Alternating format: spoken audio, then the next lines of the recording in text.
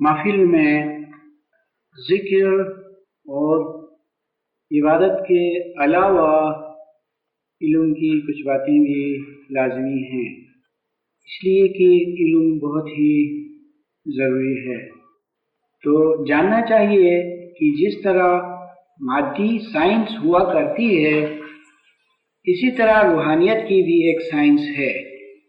چونکہ سائنس کا مطلب حکمت ہے، وزڈم ہے، اس لیے جو روحانی حکمت ہے وہی روحانی سائنس ہے۔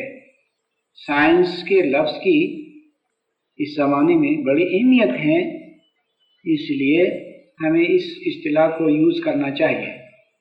تو عزیزان من، دیکھیے کہ خدا کا کوئی پروگرام ہوا کرتا ہے، اور خدا کا ہر کام پروگرام کے مطابق ہوتا ہے، اور وہ خدا کا پروگرام یہ ہے کہ خدا کے وہاں دو دور ہوتے ہیں، دو بڑے سائیکل ہوتے ہیں۔ ایک سائیکل جسمانیت کا ہے اور دوسرا روحانیت کا ہے۔ جس طرح ہم کہتے ہیں کہ دور نبوت اور دور امامت، دور امامت سے پہلے دور نبوت آتا ہے، یعنی پیغمبروں کا دور، اس کے بعد امامت کا دور آتا ہے۔ جس طرح پیغمبر کا حصہ ظاہر ہے اور امام کا حصہ باطن ہے، اسی طرح امامت کے دور میں روحانیت کے معجزات یعنی روحانی سائنس یا کہ اسپرچولیزم بہت نزدیک ہوتی ہے۔ آج امامت کے دور میں سے 49واں جامع چلتا ہے۔ آپ جانتے ہیں کہ 49واں جو نمبر ہے اس کی کیا اہمیت ہے؟ اسماعیلی مذہب میں 7 نمبر جو ہے وہ بڑا امپورٹنٹ ہے، اور جہاں 7 نمبر کا امپورٹنسی ہے، ضرورت ہے، اہمیت ہے، وہاں 7 دفعہ 7 ہوا ہے۔ تو کہنا یہ ہے کہ اس دور میں اندرونی طور پر زبردست روحانیت کا دور ہے۔ اس سے وہ مومنین فائدہ اٹھا سکتے ہیں جو عبادت میں ریگولر ہیں اور روحانی علم کی طرف توجہ دیتے ہیں، وہ اس دور سے فائدہ اٹھا سکتے ہیں۔ ویسے بھی دیکھا جائے تو اس دور میں دنیا کے بہت سے لوگ خدا سے فرار ہو چکے ہیں، انہوں نے راہ فرار اختیار کیا ہے۔ تو ایسے میں آپ جانتے ہیں کہ خدا کی رحمت جوش میں آتی ہے۔ جس طرح کسی دنیا کے بادشاہ سے جب لشکر اور اس کے پبلک بھاگ جاتے ہیں اور تھوڑے سے لوگ رہتے ہیں، تو بادشاہ کے دل میں یہ آتا ہے کہ چلو ان کو بہت نوازو اور ان کو بہت کچھ دو۔ اس طرح یہ بھی ایک منطق ہے کہ خدا کے پروگرام کے مطابق مومنین کو بہت کچھ ملنے والا ہے، جبکہ دوسرے بہت سے لوگ خدا کے راستے سے ہٹ گئے ہیں، لادنیت کی طرف بھاگے ہوئے ہیں۔ اور پھر مزید تیسری علامت یا تیسری دلیل کہ یہ دور روحانیت کا ہے، یہ ہے کہ آپ دیکھتے ہیں کہ دنیا کی سائنس مادیت کے مراحل سے آگے بڑھ چکی ہے اور روحانیت کے مراحل میں داخل ہو چکی ہے۔ یعنی سائنسدانوں نے بہت سی چیزوں کا تجزیہ کیا، تحلیل کیا، انکشاف کیا، ڈسکوریز ہو گئی۔ اب نوبت آئی ہے کہ روحانی ترقی کا انکشاف ہو، روحانیت کی چیزوں کا پتہ چلے۔ یہ تیسری دلیل ہے۔ اور چوتھی دلیل یہ ہے کہ قرآن کریم کہتا ہے کہ سنریہم آیاتنا فی الآفاق وفی انفسہم حتی یتبین انہ الحق۔ ہم ان کو اس بیرونی کائنات میں اپنے معجزات दिखाते रहेंगे। और जब ये ज़ाहिरी माजिज़ात एक हद तक पहुंचे तो फिर उसके बाद उनके अंदर, उनके नफूस के अंदर अपने माजिज़ात को बताएंगे।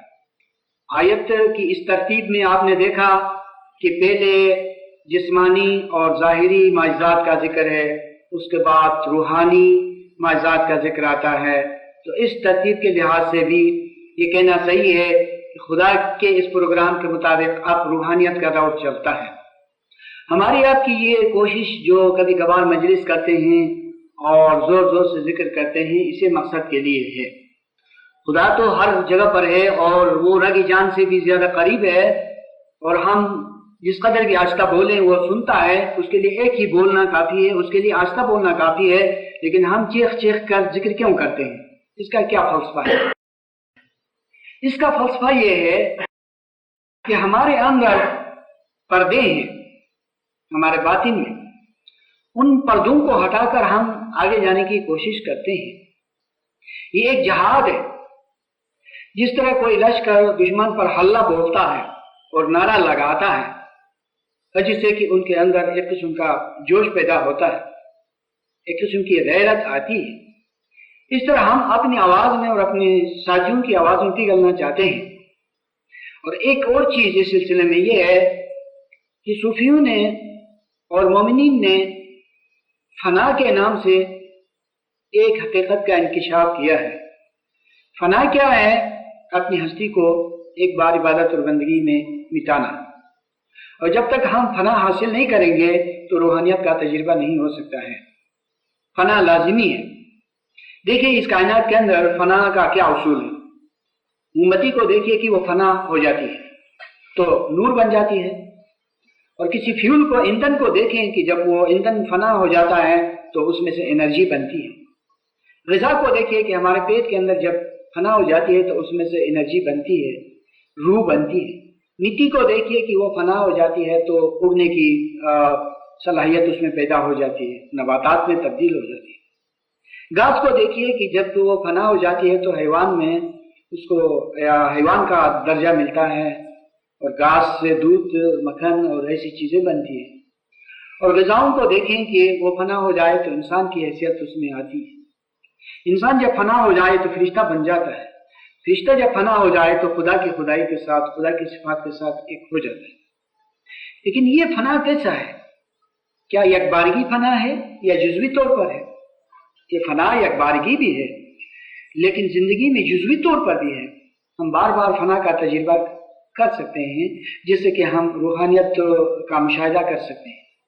और मोमिनीन के लिए, इस्माइलियों के लिए रूहानियत का हुसूल आसान है। इसलिए हम कोशिश करते हैं, ये एक तजुर्बा है कि दुनिया के अंदर जिस तरह इल्म वाले, हुनर वाले अपने काम में तजर्बे करते हैं, तो इसी तरह हम इस जिक्र के वसीले से, इस इबादत के वसीले से, इस गिरे गुजारी के जरिए से फना का तजुर्बा हासिल करते हैं। तो गिरे गुजारी क्या है? वो फना है। हम अपने अंदर की बहुत सारी कुव्वतों को फना करके एक आला हस्ती या एक आला हैसियत का तजुर्बा हासिल करना चाहते हैं। तो ये सदाकत और इल्म से और यकीन से हो सकता है। आप देखते हैं कि जब हम इबादत करते हैं तो हम में से हर एक जैसे, यानी हर एक की पोजीशन एक जैसी नहीं होती है, या ये कि हम में से जो अफराद हैं वो एक जैसे नहीं है, मुख्तलिफ लेवल्स पर होते हैं। इसी तरह एक फर्द की भी मुख्तलिफ लेवल्स हो सकती है।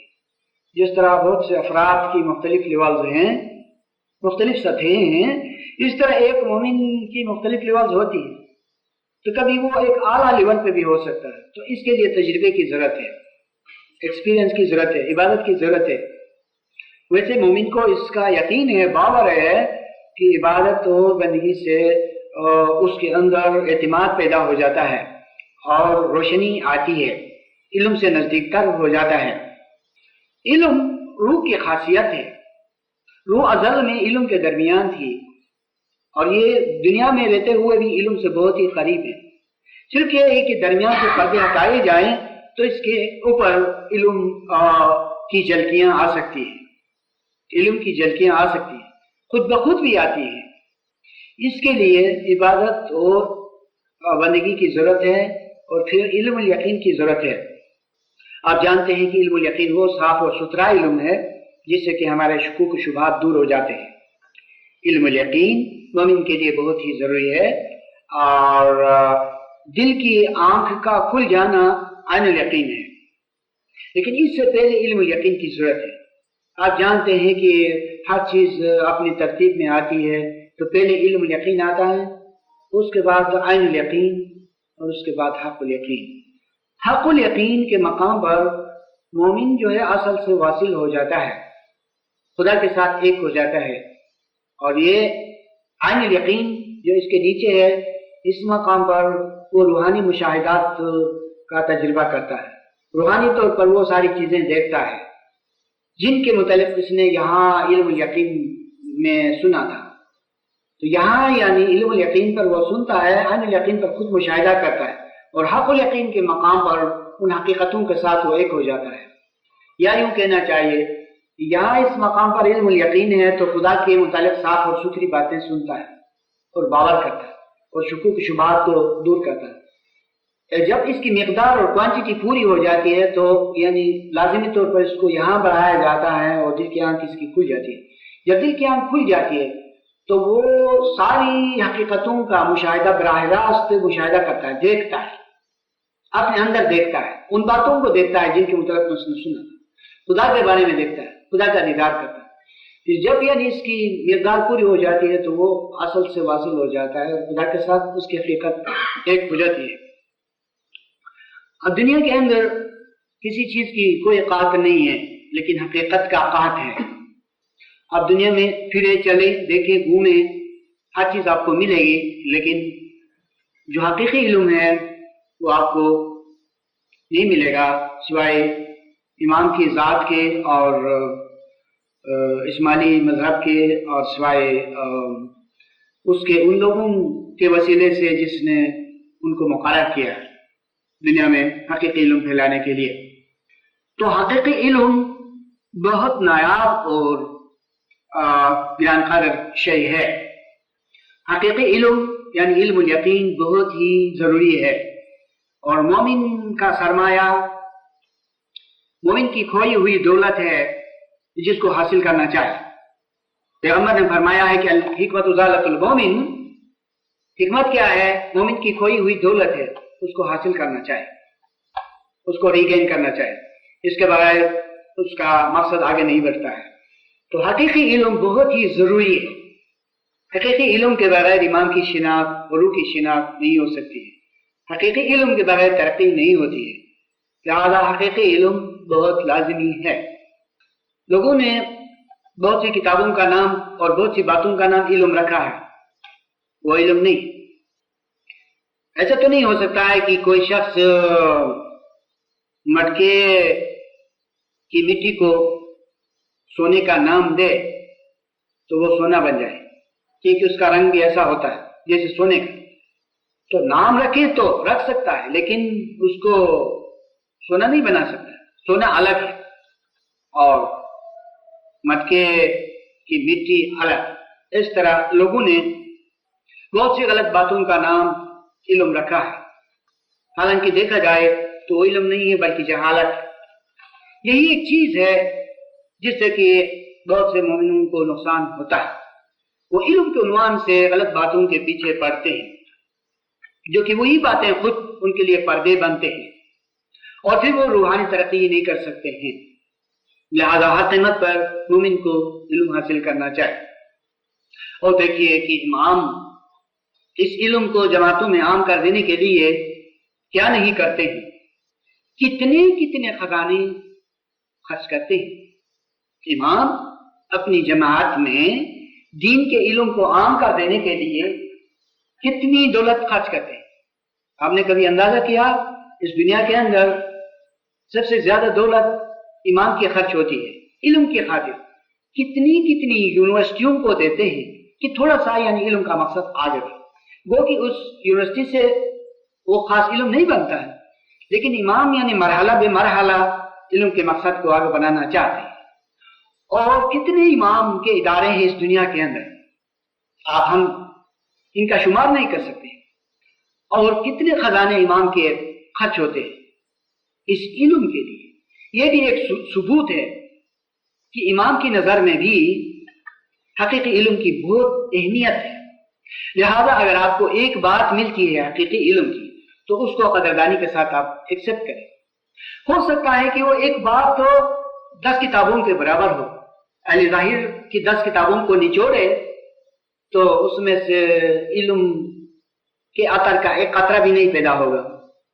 آپ بھوسے کو، جو غلہ کے بعد بھوسا الگ ہوتا ہے، اس کو نچوڑیں تو اس میں سے تیل یا کوئی رس ایسی چیز نہیں ہے، وہ تو بھوسا ہے۔ اچھا، تو اس لیے کہ دنیا والوں کے پاس علم نہیں ہے، علم امام کے پاس ہے، جسے صحیح معنوں میں علم کہنا چاہیے۔ علم کے لفظ کو ذرا لیجیے، علم کس چیز کا نام ہے؟ علم جاننے کو کہتے ہیں، لیکن مقصود کیا ہے؟ کیا چیز جاننا؟ کیا کوئی ہنر جاننا علم ہے حقیقی معنوں میں؟ نہیں۔ خدا کو جاننا، آخرت کو پہچاننا، روح کی شناخت، یہ علم، اور اس مقصد کے بغیر ہے تو وہ علم نہیں ہے حقیقی معنوں میں۔ اگر آپ کے نزدیک کی کوئی کسب ہے، کوئی ہنر ہے، تو اس معنی میں آپ اس طور سے علم کہہ سکتے ہیں، لیکن صحیح معنوں میں اور حقیقت میں علم وہ ہے جس سے خدا کی شناخت ہو۔ دیکھیے، دنیا میں مومن کیوں آیا تھا؟ آخر اس کا کوئی مقصد ہے؟ دنیا میں مومن معرفت کے لیے آیا ہے۔ کس چیز کی معرفت کے لیے؟ روح کی معرفت کے لیے، خدا کی معرفت کے لیے۔ تو یہی معرفت علم ہے۔ اور آپ کو قرآن میں عبادت کا ذکر ملے گا، وَمَا خَلَقَتُ الْجِنَّ وَالْإِنسَ إِلَّا لِيَعْبُدُونَ۔ ہم نے انسان اور جنات کو کسی اور مقصد کے لیے پیدا نہیں کیا، بلکہ عبادت کے لیے پیدا کیا۔ لیکن عبادت کے ساتھ لازمی طور پر معرفت آنی چاہیے، بلکہ پوری عبادت کی شرط معرفت ہے، اس لیے کہ معرفت کے بغیر دنیا میں جو عبادت کرتے ہیں تو وہ قبول نہیں ہوتی ہے۔ اس لیے لازمی طور پر جہاں عبادت کا ذکر آیا ہے قرآن میں، وہاں اس کے بیک گراؤنڈ میں معرفت ہے، اور معرفت کے بغیر کوئی کامیابی نہیں۔ اور پھر دوسرے حدیث قدسی میں جائیں کہ کنت کنزا مخفیا فاحببت ان اعرف فخلقته الخلق، میں ایک ہڈن ٹریجر تھا، چھپا ہوا خزانہ، تو میں نے چاہا کہ میری شناخت ہو، میں نے چاہا کہ مجھ کو پہچانا جائے، تو اس کے لیے میں نے تخلیق کی، انسانوں کو پیدا کیا۔ تو سوال پیدا ہوتا ہے کہ اس تخلیق سے کیا مراد ہے؟ کیا یہی جسمانی طور پر دنیا والوں کو پیدا کیا گیا ہے، یہی پیدا کرنا کافی ہے؟ کیا اس سے خدا کی شناخت ہوتی ہے یا کچھ اور تخلیق ہے؟ یہ تخلیق مکمل نہیں ہے جب تک کہ روحانی طور پر تخلیق نہیں ہو، کیونکہ روحانی تخلیق کے بعد خدا کی شناخت ہوتی ہے۔ تو حدیث قدسی میں خدا نے جس تخلیق کا ذکر کیا ہے، جس کریشن کا نام لیا ہے، وہ کریشن روحانی کریشن، اسی سے معرفت حاصل ہوتی ہے، اور اسی سے معرفت جب حاصل ہوتی ہے تو آپ کو خدا ملتا ہے۔ کس طرح ملتا ہے؟ خزانے کے طور پر ملتا ہے۔ خدا ملتا ہے آپ کو خزانے کے طور پر۔ تو خدا نے فرمایا کہ میں خزانہ تھا، اور اس میرے خزانے کی حیثیت کو پہچاننے کے لیے میں نے پیدا کیا۔ تو اس سے خدا کی مراد وہ مومنین ہیں، وہ عارفین ہیں جن کو خدا نے روحانی طور پر پیدا کیا۔ جب روحانی طور پر مومن کو پیدا کیا جاتا ہے تو مومن خدا کو پہچانتا ہے۔ جب خدا کو پہچانتا ہے تو خدا خود کو ایک خزانے کے طور پر سپرد کر دیتا ہے۔ دیکھیں، خدا کے بہت سے نام، خدا کے ایٹریبیوٹس بہت ہیں، خدا کی صفات بہت ہے۔ خدا ماسٹر ہے، خدا کنگ ہے، خدا آقا ہے، اور خدا قہار بھی ہے، جبار بھی ہے، وہ غصہ والا بھی ہے، اور خدا عادل بھی ہے۔ بہت سے نام ہیں، لیکن آخر میں کیا ہے؟ آخر میں وہ خزانہ۔ آپ کس حیثیت میں خدا سے ملنا چاہتے ہیں؟ بادشاہ کی حیثیت میں، باپ کی حیثیت میں، دوست کی حیثیت میں، قہار و جبار کی حیثیت میں، किस सिफत में आप खुदा से मिलना चाहते हैं या आप किस सिफत में खुदा से नजदीक होना चाहते हैं? खुदा का इशारा तो ये है कि आप उस मकाम पर खुदा से मिले जहां पर कि खुदा एक खजाना है, तो आप वहां मिले तो खुदा आपका, वहां पर आप पर खुदा न तो मालिक है, न आका है, न बादशाह है, न बाप है। बाप भी तो आखिर सवाल करता है, दोस्त भी आखिर कुछ कहता है, लेकिन खजाना कुछ नहीं कहता। मतलब इसका ये हुआ कि इंसान की एक हकीकत ऐसी है कि वो खुदा के साथ एक है। जब इंसान इबादत व बंदगी के वसीले से अपनी उस हकीकत को पाता है तो वहां पर खुदा को खजाने के तौर पर पाता है। इमाम सुल्तान मोहम्मद शाह सल्लल्लाहु अलैहि ने अपनी इरशादात में इस मालूम को जो तस्वुर दिया वो बड़ा इनकलाबी है, वो रेवोल्यूशनरी है। क्या है? मोनोरियलिज्म। इसका मकसद ये है कि हमारी एक ऐसी हकीकत है जो खुदा से अलग नहीं हुई, वहां पर है उसकी शिनाख्त, खुदा की शिनाख्त, उसकी शिनाख्त खजाने को पाना है, उसकी शिनाख्त आखिरी नजात है। जब उसकी शिनाख्त होती है तो खुदा आपको खजाने के तौर पर मिलता है। यही एक नहीं है, बहुत सी हदीसें हैं, बहुत से इरशादात हैं। खुदा फरमाता है कि या बनी आदम अतुअनी अय्यलु कमिस्ली हय्यन ला तमूत व बनियन ला तफ्तखिर व अज़ीज़न ला तज़िल। ए इब्न आदम मेरी इताअत कर ताकि मैं तुझको अपनी मानंद बनाऊंगा। ये कौन कहता है? खुदा कहता है। चलो किसी ने इताअत की, आपने इताअत की, मोमिन ने इताअत की, तो खुदा आपको, किसी मोमिन को, सबको किस तरह खुदा बनाएगा? क्या वो एक नया खुदा बनाएगा और अपना जुज बना लेगा तो फिर इसमें एडिशन हो जाएगा या दो हो जाएंगे? ये बात नहीं। इसका मकसद ये है, खुदा ये फरमाता है कि तुम मेरी इताअत करो ताकि मैं तुम पर एक जो राज है वो तुमको बताऊंगा।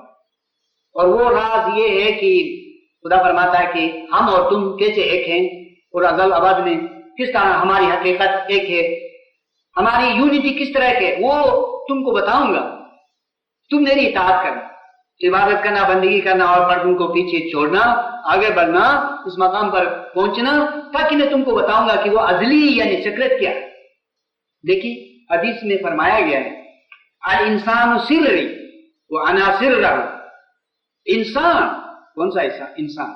हकीकी इंसान, मोमिन मेरा सीक्रेट है, मेरा भेद है। ये कौन कहता है?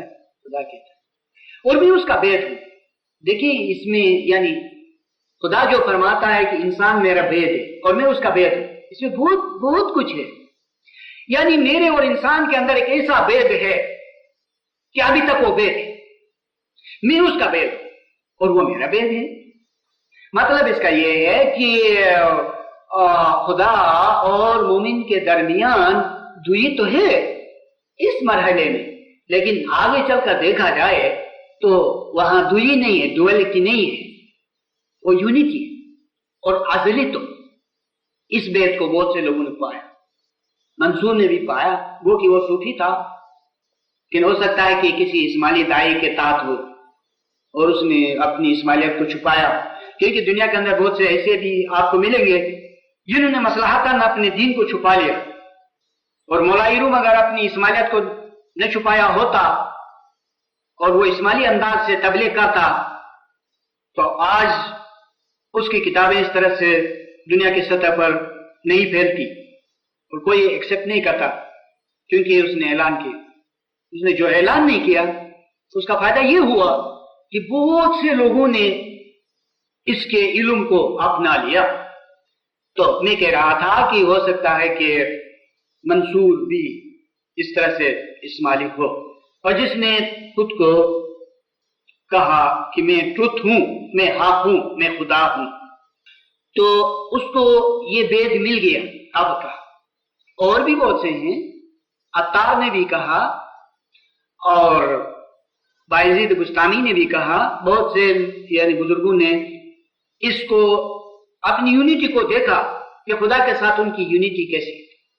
अब यह है कि एक बुजुर्ग अनल हक कहता है या सुबहानी मा आजम शानी कहता है تو سوال یہ ہے کہ وہ سب انسانوں کی نمائندگی کرتا ہے یا صرف اپنی ذات سے متعلق انٹرپریٹ کرتا ہے؟ اس کا جواب کیسا ہونا چاہیے؟ میں یہ مانتا ہوں کہ ساری انسانیت اور خصوصاً سارے مومنین کی طرف سے اس حقیقت کی نمائندگی کرتا ہے. ایسا نہیں ہے کہ وہ ایک فرد کے لیے یہ بات مخصوص ہو. اب یہ ہے کہ اس زندگی کے اندر جدوجہد کرنے کی ضرورت ہے، مشقت کرنے کی ضرورت ہے، آگے بڑھنے کی ضرورت ہے. ہم کو جو دنیا کی مہلت دی گئی ہے اس میں بہت سر توڑ کوشش کرنی ہے اور حقیقت کو پانا ہے. اس کے بغیر مشکل ہے کہ ہم کو حقیقت کی خبر ہو. اس زمانے میں ایک طرف سے بہت سی مشکلات ہیں اور دوسری طرف سے دیکھا جائے بہت سی آسانیاں ہیں. اندرونی طور پر دیکھا جائے تو روحانیت بہت پاسبل ہے اور ظاہری مجبوریوں کو دیکھا جائے تو بہت مشکل ہے. دونوں باتیں ہیں، لیکن باطنی طور پر روحانیت بہت ہی نزدیک آ چکی ہے. اس میں خوش نصیب مومنین وہ ہیں جو اس کو سمجھے، موقع کو سمجھیں اور موقع سے فائدہ اٹھائیں، عبادت کرے، بندگی کرے. دیکھیں کہ ہمارا دین پیغمبروں کا دین ہے اور پیغمبروں کے نقش قدم پہ چلیں، علم، عبادت، بندگی حاصل کریں تو ہم بھی ان کے نقش قدم پر چل سکتے ہیں. ہادی کا کیا مطلب ہے؟ رہنما. رہنما کے کیا معنی؟ رستہ بتلانے والا. اور پیرو کا کیا معنی؟ اس کے پیچھے پیچھے چلنے والا. مطلب یہ ہوا کہ پیغمبر اور امام جو راستہ مومنین کو بتاتے ہیں تو مومنین ان کے نقش قدم پر آگے آگے بڑھتے ہیں. ان کے کچھ الگ راستہ نہیں ہے، ان کے لیے کچھ دوسری پگڈنڈی نہیں ہے، کوئی ایک شاہراہ صراط مستقیم. اسی پہ آپ چلیں گے تو آپ بھی بزرگان دین کی طرح آگے بڑھ سکتے ہیں. آپ کے لیے کچھ الگ راستہ نہیں ہے، ایک ہی راستہ ہے. بس اللہ کے حضور جانے کے لیے ایک ہی راستہ ہے، اسی راستے پہ چلنا چاہیے تاکہ نجات ملے اور روحانیت کے تجربات حاصل ہوں. ایک بات میں آپ کو بتاؤں کہ قرآن نے رات کی عبادت کی بہت تعریف کی ہے. روحانی ترقی کے لیے بہت سے طریقے ہیں، لیکن رات کی عبادت اور شب بیداری جسے کہتے ہیں، رات کو جاگنا عبادت اور گریہ وزاری میں بہت زبردست انقلابی چیز ہے روحانی ترقی کے لیے. کبھی کبھار مجلس ہو یا اکیلے میں بہت سویرے اٹھیں، آپ 2-4 آنسو بہائیں اور پھر عبادت پہ بیٹھیں، دیکھ لینا کہ کتنی تیزی سے آپ کی ترقی ہوتی ہے. لیکن آپ اگر ایسے ہی نارمل وے میں عبادت پر بیٹھتے ہیں تو اس سے آپ کی ترقی نہیں ہوگی. یہ بہت مشکل چیز ہے. دیکھیں، سوچیں، کوئی بھی بہانہ نکالے خدا کے حضور میں رونے کے لیے، روئے. کوئی مشکل کا تصور کرے، کوئی مصیبت، کوئی خواہش، کوئی جذبہ جو نیک ہو تو اس کو ذہن میں لائیں اور 2-4 آنسو بہائیں، دل کو نرم کرے، پھر عبادت میں بیٹھ جائے تو دل لگ جائے گا. عبادت ہوگی. 1 گھنٹہ آپ کو ایسا لگے کہ جیسے 5 منٹ یا 10 منٹ، پھر آپ کامیاب ہو سکتے ہیں. سورہ مزمل میں بڑے کام کا ذکر ہے اور جن حضرات کو بڑے کام کا تجربہ نہیں ہے وہ پرائیویٹ مشق کر سکتے ہیں تو عبادت کر سکتے ہیں. عبادت کچھ منع نہیں ہے. تو سورہ مزمل میں تفصیل سے بڑے کام کا ذکر ہے. ایک اور بات میں بتاؤں، روحانیت آسان ہوتی تو آن حضرت غار حرا میں نہیں جاتے. روحانیت آسان ہوتی تو موسیٰ جیسے پیغمبر کوہ طور میں جا کے گرے وزاری نہیں کرتے. تو روحانیت آسان ہوتی تو بزرگان دین اتنی محنت اور عبادت نہیں کرتے. روحانیت بہت مشکل ہے، اس لیے کافی جدوجہد کی ضرورت ہوتی ہے. ایک بات اور بتاؤں کہ جوانی میں آپ ترقی کر سکتے ہیں. قرآن سے پوچھیں یا کسی عالم سے پوچھیں کہ آن دا ہول یعنی پیغمبروں کو کس عمر میں نبوت ملی. قرآن آپ کو بتائے گا کہ جوانی کی عمر میں ان کو نبوت ملی. یہ کیوں؟ اس لیے حکمت اس میں ہے کہ پیغمبروں کو تو جوانی میں پیغمبری ملتی ہے اور مومنوں کو جوانی میں روحانیت ملتی ہے. تو جوانی میں ملتی ہے جو کچھ کی ملنا چاہیے.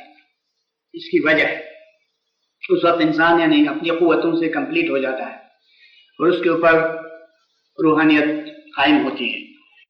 بہرحال بہت اچھی بات ہے کہ آپ کبھی کبھار مجلس میں بیٹھتے ہیں، کتابیں بھی پڑھتے ہیں، ذکر بھی کرتے ہیں، یہ بہت اچھی علامتیں ہیں. آپ بہت سعادت مند ہیں اور جانتے ہوئے علم و دانش کی روشنی میں، آپ معرفت کی روشنی میں عبادت بندگی کریں گے، ذکر کریں گے تو انشاءاللہ ترقی ہوگی. اور بہت ہی ضروری ہے اس وقت. اور آپ کو ایک بات اور بتائیں کہ دنیا کے اندر بڑے بڑے ممالک میں سائنس یا کہ سائیکک یا کسی اور نام سے روحانیت ابھر رہی ہے. یہ بہت یعنی اہم بات ہے. روحانیت اس عنوان سے نہیں، اس نام سے نہیں، کچھ اور نام سے. کچھ لوگ تو ٹیلی پیتھی میں لگے ہیں، کچھ لوگ سائیکک کے نام سے، اور کچھ لوگ سائنس کے عنوان سے اس میں لگے ہوئے ہیں اور کافی کامیابی ہو رہی ہے. آپ پوچھیں کہ یہ کیوں؟ روحانیت دو طرح سے دنیا میں آئے گی، ایک مومنین کے وسیلے سے اور ایک دوسرے لوگوں کے وسیلے سے. آپ مجھ سے پوچھیں کہ روحانیت دوسرے لوگوں کو کیوں؟ دوسرے لوگوں کو جو روحانیت آئے گی وہ معرفت کے عنوان سے نہیں آئے گی، سائنس کے عنوان سے آئے گی. وہ اس کو سائنس کے طور پر یوز کریں گے اور دنیا کے لیے یوز کریں گے تو یعنی عقبہ ان کو یعنی آخرت ان کو نہیں ملے گی، خدا نہیں ملے گا. وہ بہت آگے بڑھیں گے. آخر خدا کا بھی کوئی پروگرام ہے اس دنیا کو یعنی آگے بڑھانا ہے اور مومنین کے لیے اس دنیا کو میدان کرنا ہے، لہذا وہ مقصد ہو جائے گا. لیکن ان کی ذات کے لیے روح کا جو مقصد ہے وہ پورا نہیں ہوگا، اور روح کا مقصد ان مومنین کے لیے پورا ہو جائے گا جو کہ اس چیز کو معرفت کے عنوان سے شروع کریں، تو وہ معرفت کے طور پر اس سائنس کو آگے کریں. میرے کہنے کا مقصد یہ ہے کہ سائنس اور روحانیت ایک چیز ہے، سائنس اور ریلیجن ایک چیز ہے. جس طرح کہ امام نے فرمایا کہ پروٹو ریلیجن اور پروٹو سائنس. جو سائنس بالکل کلیئر ہو چکی ہے، اس میں شبہ نہیں ہے، بالکل رائٹ وے پہ جاتی ہے، وہ سائنس اور ریلیجن ایک ہے. تو جب ایک ہے تو اس میں سے دنیا کے اندر بھلائی اور بہتری ہوگی. لیکن ایک ہونے کے باوجود جو لوگ پروٹو سائنس پر عمل کرتے ہیں اور وہ معرفت کے عنوان سے نہیں اور مادی فائدے کے طور پر اس پہ یعنی ایکٹ کرتے ہیں، عمل کرتے ہیں، تو ان کو دنیاوی طور پر فائدہ ہوگا لیکن روح کے لحاظ سے فائدہ نہیں ہوگا. اور اسی طرح رفتہ رفتہ دنیا کے اندر انقلاب آئے. جب دنیا میں انقلاب آئے گا تو اسی انقلاب کے اندر امام کی بادشاہی ہوگی.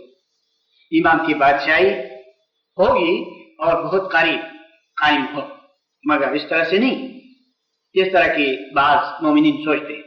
ایسا نہیں، بڑی بے نیازی کے ساتھ. قرآن میں ہے هو الذي ارسل رسوله بالهدى ودين الحق ليظهره على الدين كله. خداوند عالم نے رسول کو دنیا میں بھیجا سچا دین دے کر. هو الذي ارسل رسوله بالهدى ودين الحق. خدا نے پیغمبر کو بھیجا سچی ہدایت دے کر اور سچا دین دے کر، تاکہ وہ دنیا کے مذاہب پر اسلام کو غالب لائے. اس مقصد کے لیے خدا نے رسول کو بھیجا. لیکن ہم دیکھتے ہیں کہ رسول بظاہر دنیا سے رحلت کر گئے اور ابھی اسلام دنیا کے مذاہب پر غالب نہیں آیا. سو اس آیت کی تشریح کس طرح کریں؟ اس کی تشریح کوئی نہیں کر سکتا سوائے اسماعیلیوں کے. اسماعیلی اس طرح تشریح کرتے ہیں، کہتے ہیں کہ خدا نے رسول بھیجا اور رسول کی حیثیت امام میں برقرار ہے، اور خدا نے جو کچھ وعدہ فرمایا، جو پروگرام بنائے وہ ہو کر رہے گا. رسول کا مشن چالو ہے امام کے وسیلے سے اور باطنی طور پر، اور اسلام دنیا کے مذاہب پر غالب آئے. لیکن کس طرح آئے گا؟ وہ اس طرح آئے گا کہ دنیا کی طاقتیں آج اسلام کے مطابق کام کر رہی ہیں، اسلام کے مقصد کے لیے کام کر رہی ہیں. یعنی دنیا کے اندر ایک ایسی ملت قائم ہوگی، ایک ایسی یونٹی ہوگی کہ وہ ایک نظر سے دیکھا جائے تو سائنس اور دوسری نظر سے دیکھا جائے تو مذہب یہ تیسری نظر سے دیکھا جائے تو انسانیت، تو چوتھی نظر سے دیکھا جائے تو ترقی. تو اسی طرح سے دنیا کے اندر ایک یونٹی قائم ہونے والی ہے، اور وہی اسلام کی غالبیت ہے. کیا ہم اس میں یہ تصور کر سکتے ہیں کہ اسلام غالب آئے گا تو اس وقت اسلام وہی ہوگا جو رسول اللہ کے زمانے میں تھا؟ نہیں. اسلام کا رنگ ہر وقت بدلتا ہے. اسلام ایک ترقی کا مذہب ہے. اسلام ریلیجن آف نیچر، اسے مراد کی یعنی جس طرح نیچر یہ ہے کہ ایک بچہ یعنی بڑھتا ہے اور جوان ہوتا ہے، پھر بڑی عمر کو پہنچتا ہے، یا کسی طرح درخت ہے، ایک گٹھلی ہے، پھر ایک پودا ہے، پھر چھوٹا درخت ہے، پھر بڑا درخت ہے، ایک بہت بڑا درخت ہے. یہ نیچر. تو اس نیچر سے مراد یہ ہے کہ اسلام آگے بڑھے گا، ترقی کرے گا، بہت ترقی کرے گا. کیا میں دوسری حدیث بتاؤں کہ اس کے موافق آپ کو پتہ چلے کہ ان الاسلام بدأ غریبا وسیعود غریبا. اسلام بگننگ میں اجنبی تھا، اس کو سوائے مومنین کے کسی نے نہیں پہچانا، اور آگے چل کر اپنی سپیڈ میں اور اپنی ترقی میں ایک دم سے پھر اجنبی ہو جائے گا، اور جس کو مومنین سمجھیں گے کہ یہ اسلام، اور دوسرے لوگ نہیں سمجھیں گے. آج اسلام اسمالیت ہے، یہ اجنبی ہو چکا ہے، اس سے اور اجنبی ہو جائے جس کو لوگ نہیں سمجھتے. آپ سپوز یعنی کہ اسلام کے اندر کتنے فرقے ہیں، کون سا اسلام، کس میں اجنبی ہے؟ اجنبی ہے تو اسمالیت میں اجنبی ہے، اور اہل شریعت میں اسلام تو اجنبی نہیں ہے، وہی ہے جو 1400 سال پہلے تھا. تو اس اجنبی سے مراد یہ ہے کہ یعنی یہ ریلیجن آف نیچر ہے، یہ فطرت ہے. بہرحال اتنی ساری باتوں کے بعد میں رکتا ہوں، اور کوئی مناسب سوال ہو یا ضروری سوال ہو تو پوچھا جا سکتا ہے. شکریہ. اور پھر